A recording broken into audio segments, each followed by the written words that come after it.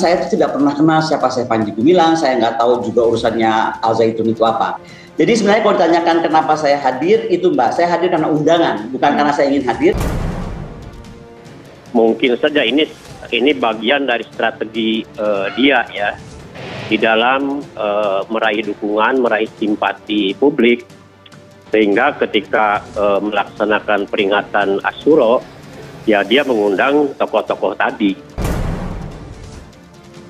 Tak mau dianggap publik sebagai tokoh yang mendukung Al Zaitun, Qoni Bakri memberikan klarifikasi, ungkap alasan sesungguhnya menghadiri acara Satu Suro di Al Zaitun.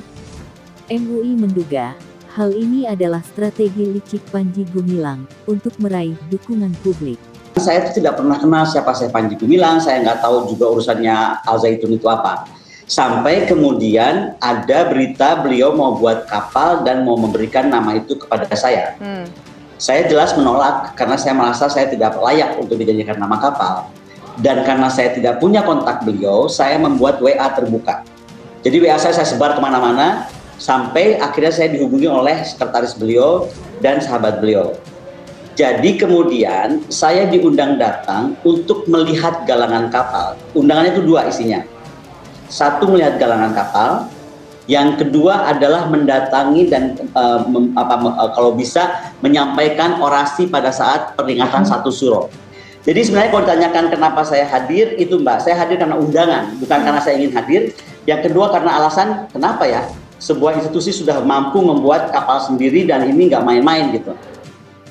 Kami sudah bisa membaca lah, mungkin saja ini bagian dari strategi dia ya, di dalam meraih dukungan, meraih simpati publik, sehingga ketika melaksanakan peringatan Asyura, ya dia mengundang tokoh-tokoh tadi. Memang peringatan Asyura bagi Al Zaitun itu peringatan inti dan setiap tahun dirayakan. Dan bahkan di dalam perayaan Asyura itu ada praktek-praktek ritual tertentu ya, yang dilakukan oleh Al Zaitun. Nah, dalam kami, karena hari ini sedang mendapatkan sorotan publik dan MUI juga sedang menyiapkan fatwa, maka ya Panji Gumilang ini kan seorang yang pintar ya, yang cerdas, dia mengatur, memainkan strategi. Maka dalam perayaan Asyura hari ini dia undang seluruh tokoh-tokoh itu. Jadi bagi kami ya itu bagian dari strategi dia lah untuk meraih simpati, dukungan yang sebanyak-banyaknya begitu ya. Jadi di zaman saya waktu itu misalkan di Al Zaitun ada rombongan nih dari pejabat-pejabat datang ke Al Zaitun. Pimpinan saya seorang jenderal aja sudah tunduk sama kita. Ya, selalu dibilang bagaimana? Selalu dibilang sudah taslim atau tunduk. Sudah tunduk sama kita, bagaimana kamu hanya sekedar seorang rakyat biasa, rakyat umum, masa nggak mau tunduk sama NII? Qoni Bakri datang ke Al Zaitun karena diundang untuk menyampaikan orasi saat peringatan Satu Suro, yang selama ini disebut oleh mantan anggota NII adalah ibadah haji bagi pengikut Panji Gumilang. Qoni mengaku takjub ketika melihat galangan kapal yang dimiliki Al Zaitun. Qoni meragukan adanya penyimpangan ajaran di Al Zaitun. Namun MUI membantah keras hal tersebut. Menurut MUI, keberadaan NII memang tidak bisa ditemukan ketika berada di Al Zaitun. Apalagi Qoni Bakri baru sekali mengunjungi Al Zaitun. MUI menilai, Panji Gumilang memang pandai memanipulasi keberadaan NII kepada para tokoh yang hadir di Al Zaitun. Tapi sekali lagi, begini, kita ini harus membiasakan saya itu bukan orang ahli Islam, tapi kalau dalam Islam itu sebut tabayun. Jadi ada keinginan untuk lebih memahami, mengerti, dan bukan cuma sebatas membaca atau mendengar rumors. Kalau ada kata sekali berbukoni gitu, saya ini siapa? Saya bukan siapa-siapa. Saya bukan siapa-siapa. Jadi jangan menempatkan diri saya lebih atas, datang ke bawah, atau beliau lebih atas, saya mendatang. Enggak. Kita lagi ngomong satu akademik itu dia posisinya netral, gitu. Menurut presiden, menurut siapapun dia posisi netral. Jadi menurut saya sekali lagi kalau ada kontroversi, ya kan? Menurut saya dalam sistem demokrasi itu penting melakukan transparansi. Dan pihak-pihak itu yang berprasangka silakan, itu hak mereka berprasangka. Tetapi sekali lagi dalam Islam itu ada istilah tabayun yang menurut pandangan saya silakan proses negara melakukannya yang harus dilakukan.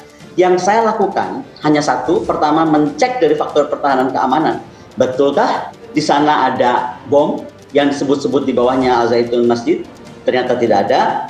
Yang kedua adalah bagaimana industri galangan kapal yang semua orang ingin bikin tapi kayaknya nggak jadi atau terlalu lama jadinya, lalu tiba-tiba ada seorang pimpinan pesantren di daerah yang antah berantah, saya juga baru sekali seumur hidup Indramayu, ya kan, bikin galangan sehebat dan sebesar itu.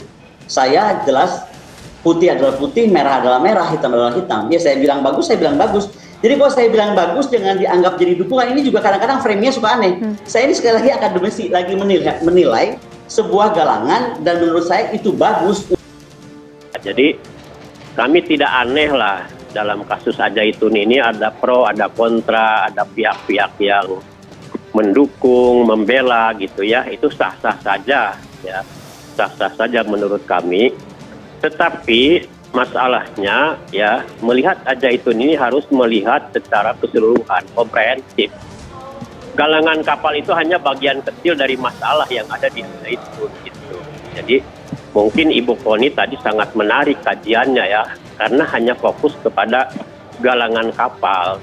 Tapi saya katakan Al Zaitun bukan hanya galangan kapal ya. Karena itu bagi siapapun yang ingin melakukan apalagi penelitian, kajian gitu ya, mestinya dilakukan penelitian, kajian dari sejak awal ya, bagaimana Al Zaitun berdiri, bagaimana latar belakang Al Zaitun, bagaimana Al Zaitun berafiliasi dengan satu ideologi yang terlarang ya, berafiliasi dengan gerakan NII, bagaimana Al Zaitun melakukan penggalian dana dan lain sebagainya. Jadi itu aja bagi kami ya, silakan ya melakukan pembelaan, dukungan dan lain sebagainya.